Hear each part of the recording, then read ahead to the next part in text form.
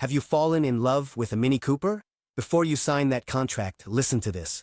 What you're about to buy could give you more headaches than satisfaction.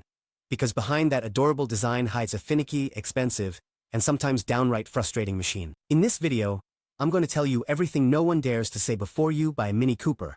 From the hidden issues that ruin your experience to the maintenance traps that drain your wallet.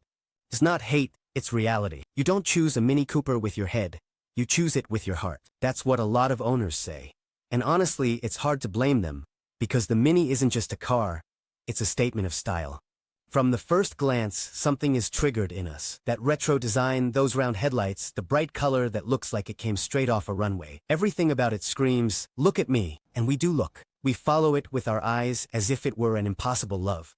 But right there, in that moment, the problems begin because we fall in love with an illusion. The Mini Cooper is one of the most recognizable cars on the planet. It's compact, with a sporty, youthful, European vibe. Everything about it seems to say accessible luxury, guaranteed fun, personality on four wheels. But that very design that makes it so attractive is a well-thought-out trap. Mini doesn't sell cars, it sells identity. Their campaigns don't talk to you about horsepower or fuel consumption. They talk to you about freedom, about rebellion, about breaking the mold. In fact, many of their advertising campaigns have been designed to appeal to the feeling of belonging. They make you feel that owning a Mini means being different, not like everyone else. The Mini seems to be that perfect middle ground between a premium car and an economical one. Luxury, but not over the top. Style without breaking the bank. Kind of like a BMW, but friendlier.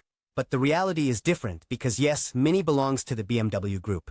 One of the most common headaches with Mini Coopers, especially in the third generation from 2014 to 2024, is the automatic transmission.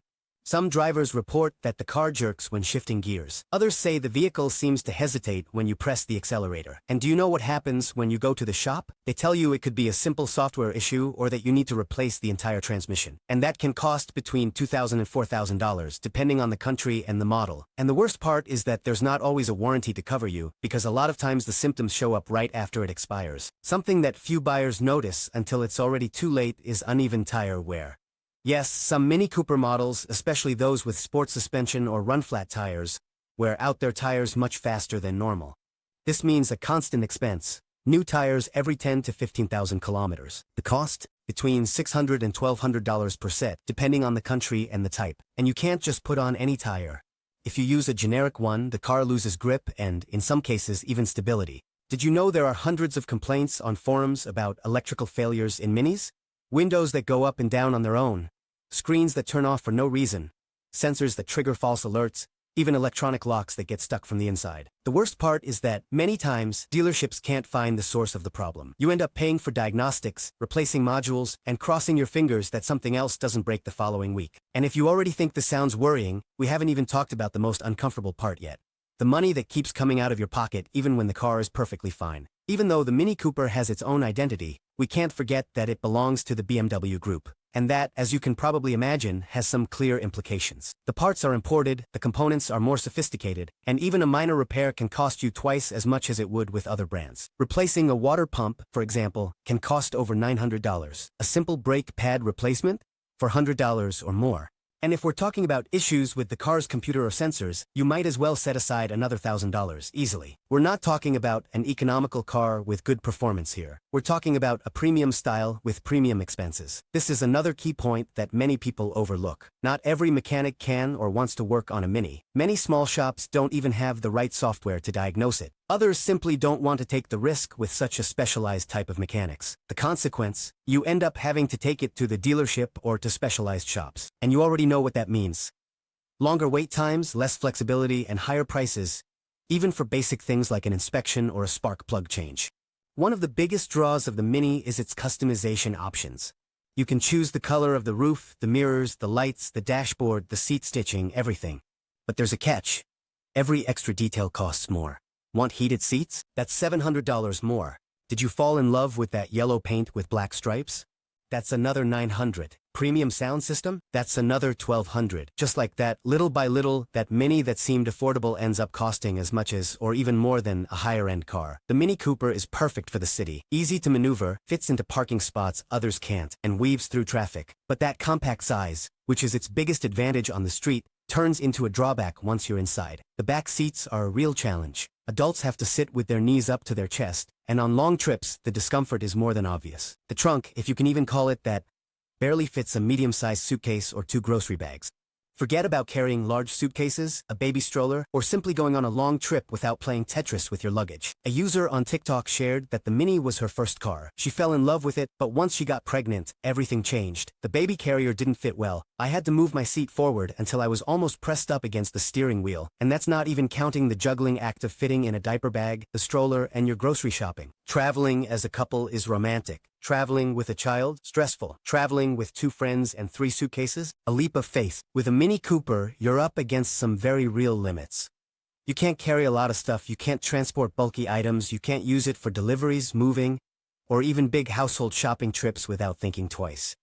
And even though there are more spacious versions like the Countryman or Clubman, now we're talking about higher prices and losing what makes the original Mini so charming. This is where people get it wrong. They buy a car on what they think they need now, without thinking about what they'll need later. The Mini Cooper shows this. Is cute but functional? That depends. Are you single, living in a big city, and not taking long trips? Go for it. Do you have a partner, kids, a dog, or just a generally active lifestyle? Think twice.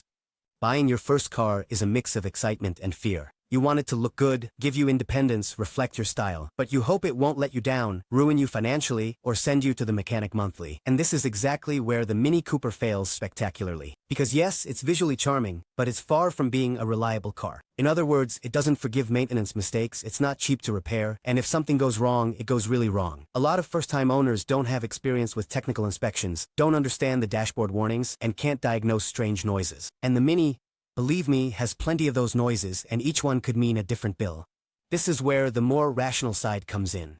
For the price of a used Mini Cooper, you could buy models from brands like Toyota, Honda, Mazda, Ford, or Hyundai, and not just any version. We're talking about cars that are comfortable, spacious, low maintenance, and have a solid reputation. For example, a Toyota Corolla or a Honda Fit from the same year might have better fuel efficiency, fewer mechanical issues, and a lot more space. Even SUVs or compacts like the Kia Soul or Chevrolet Tracker can be in the same price range, but offer more functionality and less risk. So why do so many young people buy a Mini as their first car?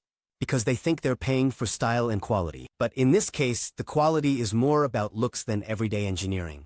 And here comes another bitter surprise. The Mini loses value faster than you might think. Despite its visual prestige, the second-hand market does not treat it with kindness. The reason is simple. Many people love it until they own it, and when they want to sell it, they find a line of buyers who have already heard the stories, who know the costs, or who simply prefer not to take the risk. The result: low demand, rapid depreciation, and selling at a loss. There are owners who, after just 2 years of use, have had to accept between 20 and 30% less than what they paid, even if the vehicle is in good condition. How can such a charming car cause so much disappointment? One user shared how her Mini, with barely 30,000 kilometers, started having problems. The infotainment system would shut off, the taillights would flicker on their own, and the battery died without warning. She took it to the dealership and they told her these were isolated issues. Isolated issues in an almost brand new car. Another owner showed the 5 times his Mini left him stranded on the highway, always for different reasons. First the alternator, then the radiator fan, and after that, the transmission. And even though many people romanticize these stories on social media as part of the Mini experience, the truth is that nobody wants to live with the uncertainty that it might break down tomorrow. A car isn't just an emotional purchase. It's a practical investment, a daily tool, a part of your routine. And this is where the Mini falls short, because when you use it as an occasional toy, it can be fun. But when you depend on it for work, school, travel, or just everyday life, that's when every weakness you chose to ignore at first starts to weigh on you.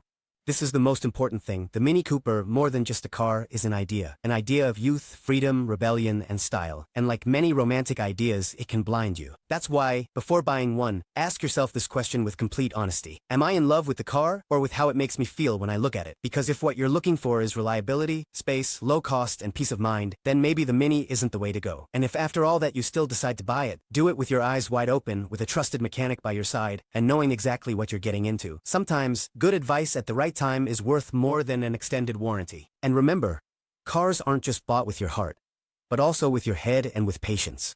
Until then, drive smart.